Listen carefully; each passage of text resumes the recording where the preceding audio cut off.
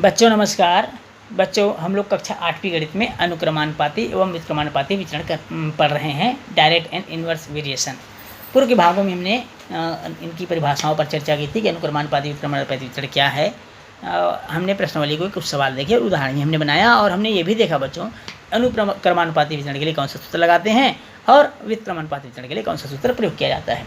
आइए बच्चों, अंतिम भाग, यह भाग अंतिम भाग है बच्चों, और इस भाग में देखते हैं कुछ महत्वपूर्ण प्रश्नों को जो पूर्व के भागों में छूट गया हुआ है। तो आइए बच्चों चलते हैं प्रश्न की ओर। इस भाग का पहला प्रश्न है बच्चों, एक छात्रावास में 300 छात्रों के लिए 15 दिनों की राशन सामग्री है। यदि अवकाश के कारण 200 छात्र बाहर चले जाएं तो वह सामग्री कितने दिनों तक चलेगी। एक बार और प्रश्न को सुनेंगे बच्चों। एक छात्रावास में 300 छात्रों के लिए 15 दिनों की राशन सामग्री है। यदि अवकाश के कारण 200 छात्र बाहर चले जाएं तो वह सामग्री कितने दिनों तक चलेगी। बच्चों सबसे पहले हमें मानना होगा कि माना की सामग्री x दिनों तक चलेगी। माना की सामग्री x दिनों तक चलेगी।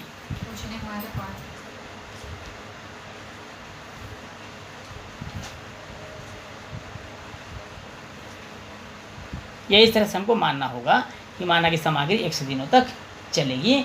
और इसके बाद आपको बनाना होगा बच्चों सारणी, जैसा कि इससे पहले आपको बताया जा चुका है पूर्व के सवालों में। एक तरफ हम लिखेंगे छात्र संख्या और दूसरी तरफ लिखेंगे हम सामग्री, और यह सामग्री कितने दिनों तक चलेगी, इसलिए दिन में लिखेंगे हम सामग्रियों की कितने दिनों तक चलेगी। अब हमने देखा प्रश्न में कि 300 छात्रों के लिए 15 दिनों की राशन सामग्री थी। अब 200 छात्र किसी कारण से बाहर चले गए, अर्थात 200 छात्र कम हो गए, तो बचे कितने बच्चों, 100 छात्र बचे, और 100 छात्रों के लिए माना कि यह सामग्री x दिनों तक चलेगी, ऐसा हमने माना प्रश्न में। अब देखिए, छात्र संख्या अगर कम हो जाएंगे तो सामग्री ज़्यादा दिनों तक चलेगी, और छात्र संख्या अगर बढ़ जाएंगे तो सामग्री कम दिनों तक चलेगी। तो यहाँ पर उल्टा विचरण हो रहा है, इसलिए हम कहेंगे इसको व्युत्क्रमानुपाती विचरण करता है। व्युत्क्रमानुपाती विचरण करता है, इस तरह से हम लिख लेंगे बच्चों इसको, व्युत्क्रमानुपाती विचरण करता है। अब यहाँ देखेंगे बच्चों, x1 मान कितना हुआ 300, x2 कितना हुआ बच्चों 100। ऊपर के मान को x1 और x2 मानेंगे, नीचे के मान को हम मानेंगे y1 और y2। तो y1 हो गया 15 और y2 हो गया x। अब चूंकि आपको मालूम है कि व्युत्क्रमानुपाती के लिए हम कौन सा सूत्र लगाते हैं, x1 y1 बराबर x2 y2। अब यहाँ देखेंगे x1 y1 और x2 y2 का मान क्या है। x1 का मान है बच्चों 300, y1 का मान है 15 बराबर x2 का मान है 100 और y2 का मान है बच्चों x।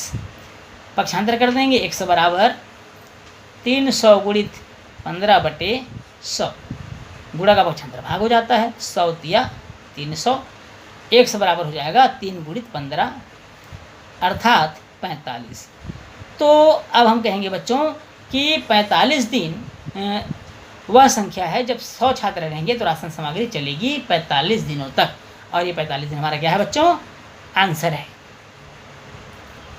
बच्चों अगला प्रश्न है, 40 घोड़े 1 क्विंटल चने को 7 दिनों में खाते हैं, कितने घोड़े उतने ही चने को 28 दिनों में खाएंगे। एक बार और प्रश्न को सुनेंगे बच्चों। 40 घोड़े 1 क्विंटल चने को 7 दिनों में खाते हैं, कितने घोड़े उतने ही चने को 28 दिनों में खाएंगे।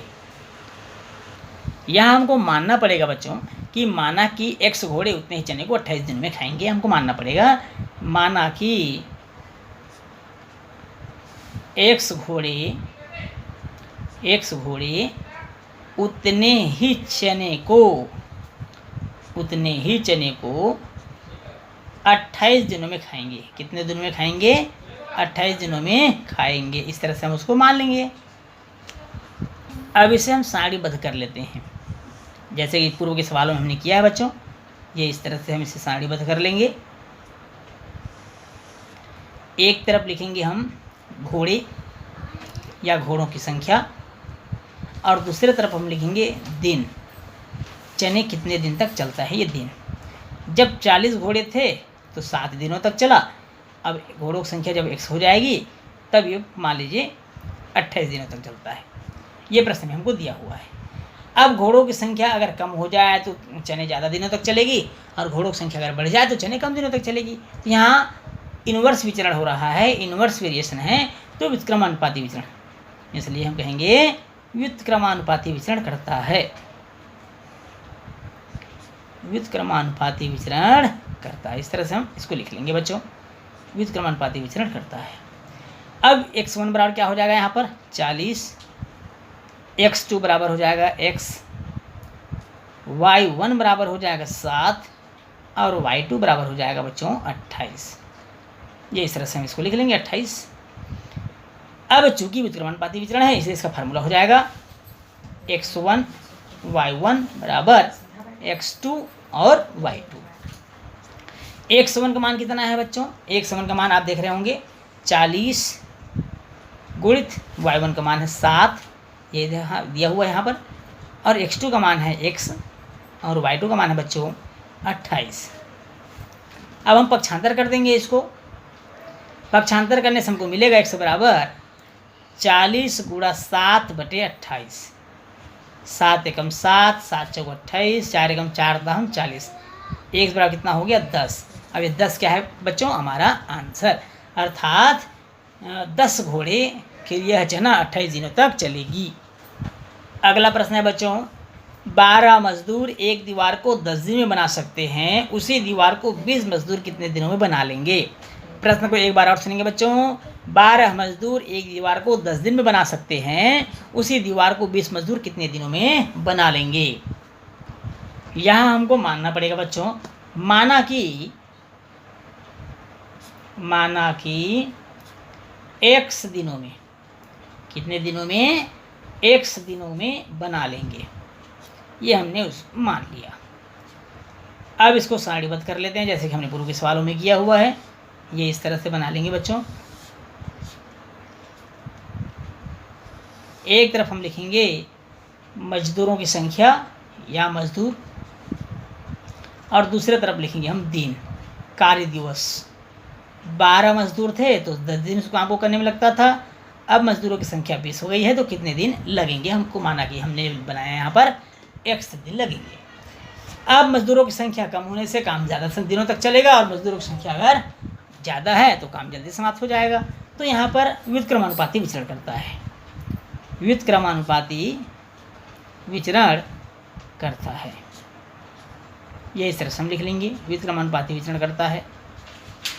अब व्युत्क्रमानुपाती विचरण करता है तो यहाँ x1 का मान कितना है 12, x2 का मान कितना है 20, y1 का मान है 10 और y2 का मान दिया हुआ है x।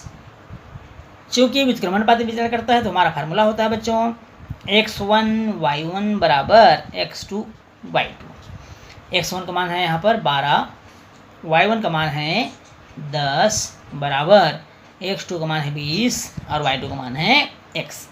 पक्षांतर कर देंगे, x बराबर 12 गुणित 10/20, 10 एकम 10, 10 दूनी 20, 2 एकम 2, 2 छक्के 12, x बराबर कितना हुआ बच्चों 6। तो जो 6 दिन प्राप्त हुआ है हमारा आंसर होगा, अर्थात हम कहेंगे कि यदि 12 मजदूर 10 दिन उस काम को करते हैं तो 20 मजदूरों को 6 दिन लगेंगे उस काम को पूरा करने में, और ये हमारा आंसर भी मिल गया। जिस तरह हम कहेंगे कि x दिनों में बना लेंगे जो हमने माना था, अब हमारा होगा 6 दिनों में बना लेंगे। 20 मजदूर उस काम को कितने दिनों में कर लेंगे बच्चों 6 दिनों में कर लेंगे, उस दीवार को 6 दिनों में बना लेंगे। तो बच्चों इस प्रश्न के साथ ही हमारा यह अध्याय भी समाप्त होता है, और निश्चित रूप से मैं उम्मीद करूँगा कि आप सबको यह अध्याय बहुत अच्छे से समझ में आया होगा। सभी भागों को जितने आपके सामने लाए गए सारे भागों को आप अच्छे से देखिए, समझिए, पढ़िए, और जहाँ दिक्कत हो कमेंट्स के माध्यम से पूछिए।